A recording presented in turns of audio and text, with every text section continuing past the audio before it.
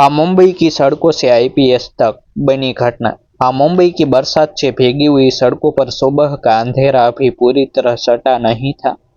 हाँ, जब कूड़े के ढेर के पास झुका हुआ एक दुबला पतला लड़का प्लास्टिक की बोतलें सूंघ रहा था।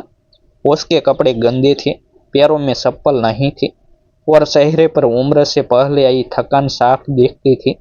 लेकिन उसकी आंखों में एक अजीब सी चमक थी, जैसे हर उठाई गई बोतल के साथ वह किसी बड़े सपने को जिंदा रखे हुए हो।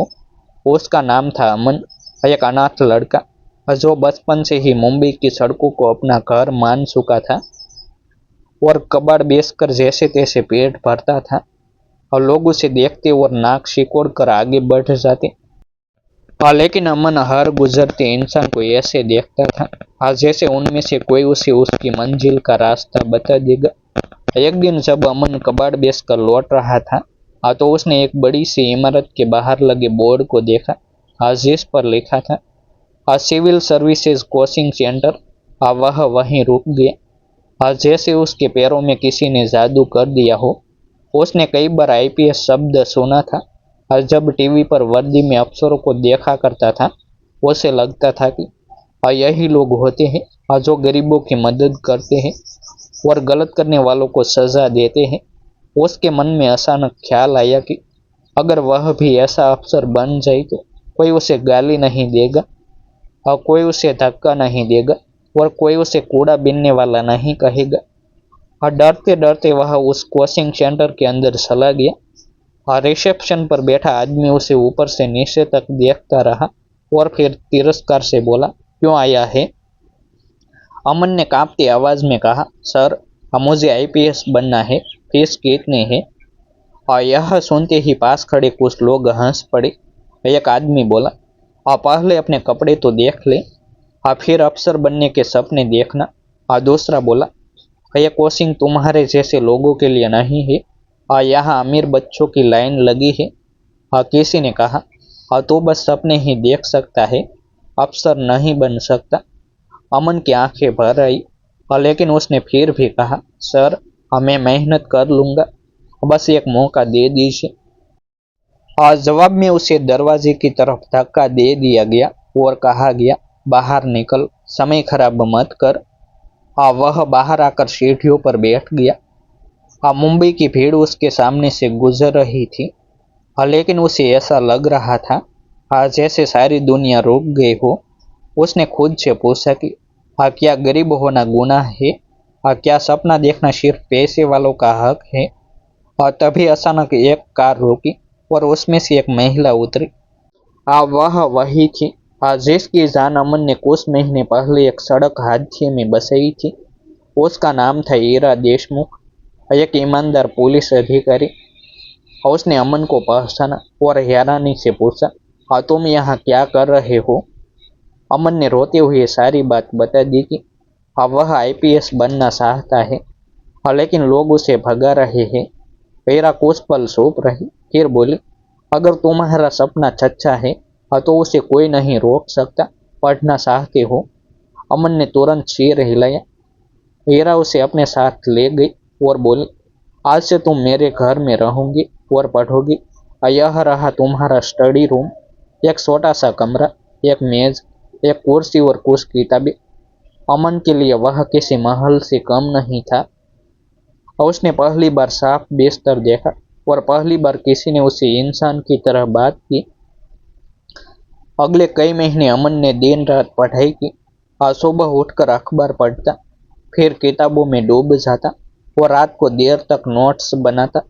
उसे भूख लगती, थकान होती, लेकिन जब भी हार मानने का मन करता उसे कोचिंग सेंटर वालों के शब्द याद आते, तो बस सपने देख सकता है। वही शब्द उसके अंदर आग बनकर जलने लगे।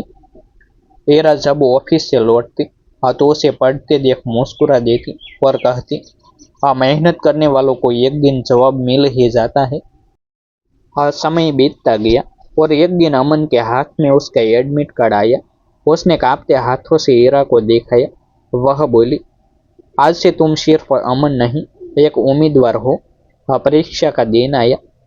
अमन ने पहली बार इतना बड़ा हॉल देखा, इतनी कुर्सियां, और इतने पढ़े लिखे लोग, उसे डर लगा। लेकिन उसने आंखें बंद करके खुद से कहा, हमें कूड़ा बीनने वाला नहीं, हमें भविष्य का अफसर हो। उसने पूरी ताकत से पेपर लिखा। जब परीक्षा खत्म हुई तो वह बाहर आकर आसमान देखने लगा। उसे लगा जैसे आज उसने अपनी किस्मत से लड़ाई शुरू कर दी हो। दिन बीतते गए, रिजल्ट का इंतजार लंबा होता गया और हर दिन अमन की धड़कनें तेज होती गई। हीरा उसे समझाती, रिजल्ट कुछ भी हो, तुम जीत चुके हो, क्योंकि तुमने हार नहीं मानी। लेकिन अमन जानता था कि असली जीत तब होगी जब उसका नाम उस लिस्ट में होगा। एक शाम हीरा ऑफिस से लौटी और उसके हाथ में एक लिफाफा था। उसने अमन को बुलाया और कहा, हाँ तुम्हारा रिजल्ट आ गया है। अमन की सांस रुक गई। उसने पूछा, हमें पास हुआ? हीरा मुस्कुरा दी और बोली, हाँ तुम पास हो गए। उस पल अमन रो पड़ा। वह रो रहा था उन रातों के लिए जब उसने भूखे पेट सोया, उन अपमानों के लिए जो उसने झेले, और उस दिन के लिए जब उसे दरवाजे से बाहर निकाला गया था। कुछ दिनों बाद वही कोचिंग सेंटर वाले लोग उसे पहचानने लगे।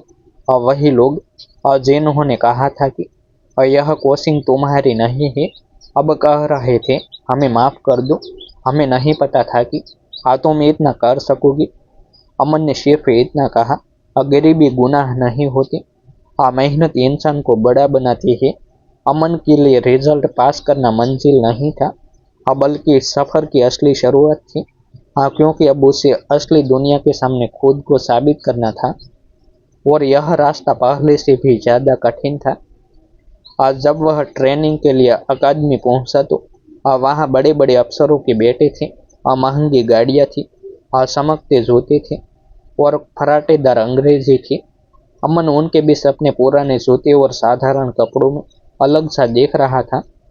कई लोग उसे देखकर फुसफुसाने लगे कि यह लड़का कहाँ से आ गया। किसी ने कहा, यह कोटा से नहीं लगता। किसी ने कहा, यह शायद किसी कोटा या दिल्ली के बड़े कोचिंग सेंटर से नहीं आया होगा। लेकिन अमन को अब फर्क पड़ना बंद हो चुका था, क्योंकि उसने खुद से वादा कर लिया था कि वह यहाँ भी वही करेगा जो उसने सड़कों पर सीखा था, यानी शुभ साफ मेहनत और बिना शिकायत के संघर्ष। ट्रेनिंग के दौरान दौड़, ड्रिल, कानून की किताबें, केस स्टडी और मानसिक दबाव सब कुछ एक साथ चल रहा था। कई बार अमन की टांगें जवाब दे देती। कई बार रात को बिस्तर पर लेटकर उसे लगता कि अब नहीं हो पाएगा। लेकिन जैसे ही वह आंख बंद करता, उसे कूड़े के ढेर, भूखी रातें और कोचिंग सेंटर की बेइज्जती याद आ जाती, और वही यादें उसे फिर से खड़ा कर देती। ट्रेनिंग इंस्ट्रक्टर एक दिन बोले कि आईपीएस बनना सिर्फ परीक्षा पास करना नहीं होता, बल्कि हर दिन खुद को साबित करना होता है। और उसी दिन अमन ने तय कर लिया कि वह खुद को हर रोज साबित करेगा, चाहे शरीर टूटे या मन हार जाए। इंटरव्यू का दिन आया तो अमन के हाथ कांप रहे थे। सामने बैठे अधिकारी उसकी फाइल देख रहे थे और सवाल पर सवाल कर रहे थे। कोई पूछ रहा था कि तुम्हारा बैकग्राउंड क्या है। कोई पूछ रहा था कि तुम पुलिस में क्यों आना चाहते हो। कोई यह जानना चाहता था कि तुम्हें सबसे बड़ी समस्या क्या लगती है। अमन ने गहरी सांस लेकर कहा कि मैं पुलिस इसीलिए बनना चाहता हूँ, क्योंकि मैंने सड़क पर रहकर देखा है कि कानून गरीब को कैसे डराता है और अमीर को कैसे बचाता है। मैं ऐसा अफसर बनना चाहता हूँ और जो कानून को इंसान से जोड़ सके, और जो डर नहीं बल्कि भरोसा पैदा करे। उसके जवाब में कमरे में कुछ पल सन्नाटा सा गया, और फिर एक अधिकारी ने मुस्कुरा कर कहा कि तुम्हारी सोच किताबों से नहीं, जिंदगी से आई है। जब आखिरी चयन सूची आई तो अमन का नाम उसमें था। उस दिन उसने सबसे पहले हीरा को फोन किया और बोला कि अगर आपने उस दिन मेरा हाथ नहीं पकड़ा होता तो आज मेरा नाम किसी लिस्ट में नहीं, बल्कि किसी फुटपाथ पर लिखा होता। हीरा ने सिर्फ इतना कहा कि मैंने रास्ता दिखाया था, चलना तुम्हें खुद पड़ा। और यही बात अमन के दिल में हमेशा के लिए बस गई। कुछ महीनों बाद जब अमन पहली बार वर्दी पहनकर अपने इलाके में आया तो वही गलियां थी, वही कूड़े के ढेर थे और वही शहरें थी जो उसे रोज देखा करते थे। फर्क सिर्फ इतना था कि अब लोग उसे ओए हट जा नहीं बल्कि साहब कहकर बुला रहे थे। वह उसी कोचिंग सेंटर के सामने भी रुका जहां से उसे बाहर निकाला गया था, और वहीं खड़े होकर उसने खुद से कहा कि अगर उस दिन मुझे अपमान नहीं मिला होता तो शायद आज मेरी आंखों में यह आग नहीं होती। उसी दिन उसने तय किया कि वह हर साल 5 गरीब बच्चों की पढ़ाई की जिम्मेदारी उठाएगा, ताकि कोई और अमन दरवाजे से बाहर न निकाला जाए। एक दिन वही लोग जो कभी हंसे थे उसके सामने हाथ जोड़कर खड़े थे और कह रहे थे कि हमें माफ कर दो, हमने तुम्हें गलत समझा। अमन ने उनकी तरफ देखकर कहा कि माफी से ज्यादा जरूरी है सोच बदलना। क्योंकि इंसान के कपड़े उसकी औकात नहीं बताते, उसकी मेहनत बताती है कि वह क्या बन सकता है। और उसी पल वहां खड़े कुछ बच्चों की आंखों में एक नया सपना जन्म ले चुका था। अमन अब सिर्फ एक अफसर नहीं था, वह उन सब के लिए उम्मीद बन चुका था, जो फुटपाथ पर बैठकर आसमान देखते हैं और सोचते हैं कि क्या वहां तक पहुंचा जा सकता है। और उसकी कहानी यह नहीं कहती कि हर गरीब अफसर बन जाएगा, बल्कि यह कहती है कि जो हार मानने से पहले खुद को आजमाता है वह हारता नहीं है। और मुंबई की उन्हीं सड़कों पर जहां कभी वह कूड़ा बीनता था, आज उसकी वर्दी यह गवाह देती है कि हालत चाहे जैसे हो, इंसान अगर अपने सपनों से वफादार रहे तो एक दिन वही सपने उसकी पहचान बन जाते हैं। और यह कहानी काल्पनिक है जिसकी सभी मित्र नोंद लें। फिर मिलते हैं एक नई स्टोरी के साथ। आभार।